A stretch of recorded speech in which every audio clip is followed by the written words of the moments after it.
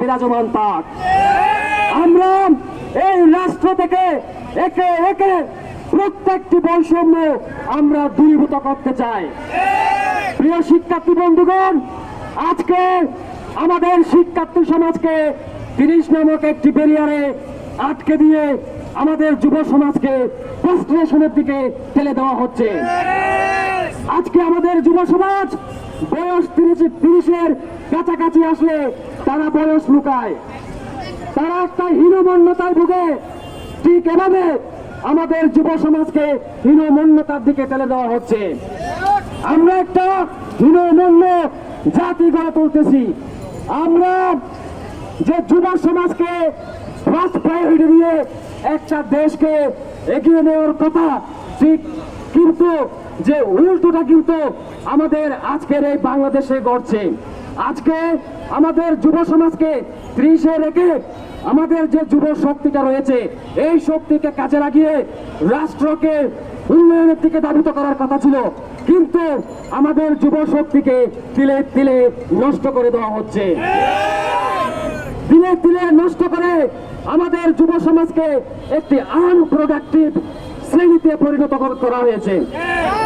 এই দীর্ঘ 12 বছরে এই যুব সমাজকে সম্ভাবনাময়ী যুব সমাজের শক্তিটাকে নস্যাৎ করে আমাদের এই দেশকে পেছনের দিকে ঠেলে দেওয়ার পায়তারা একটা শ্রেণী করেছিল।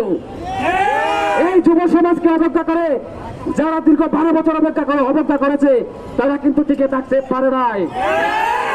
আজকে আমাদের ডক্টর ইউনূস স্যারের মতো একজন বৈশ্বিক নেতা কিন্তু আমাদের দেশের হাল ধরেছে।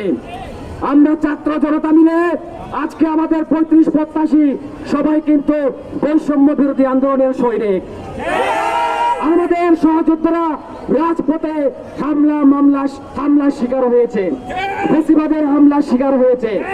আমাদের সহযোদ্ধারা আনসার বিদ্রোহের সময় সেখানে তারা হামলার শিকার হয়েছে। আমরা কিন্তু এই রাষ্ট্রকে এগিয়ে নিয়ে যেতে চাই। আমাদের বর্তমান যে উপদেষ্টা পরিষদ যে দেশটাকে আমূলক পরিবর্তনের দিকে নিয়ে যাওয়ার চেষ্টা করতেছে, আমরা সেই পরিবর্তনের সহযোগী হতে চাই। আপনারা আমাদেরকে সাথে নিয়ে এই দেশকে পরিবর্তন করবেন। আমাদের দেশে ক্রাইসিসের অভাব নাই। আমরা চাই প্রত্যেকটা ক্রাইসিস আপনারা ধীরে ধীরে নির্মূল করবেন। আপনারা আমাদেরকে বলছেন, আশ্বাস দিচ্ছেন, আমরা মানছি যে আপনারা 1 মাস 2 মাস 2 বছর করে মানলে তো হবে না। এক একটা দিন যাচ্ছে, এক একটা দিন আমাদের শিক্ষার্থীরা 30 বছর পেরিয়ে যাচ্ছে। আমাদের শিক্ষার্থীদের বয়স কিন্তু থেমে নেই।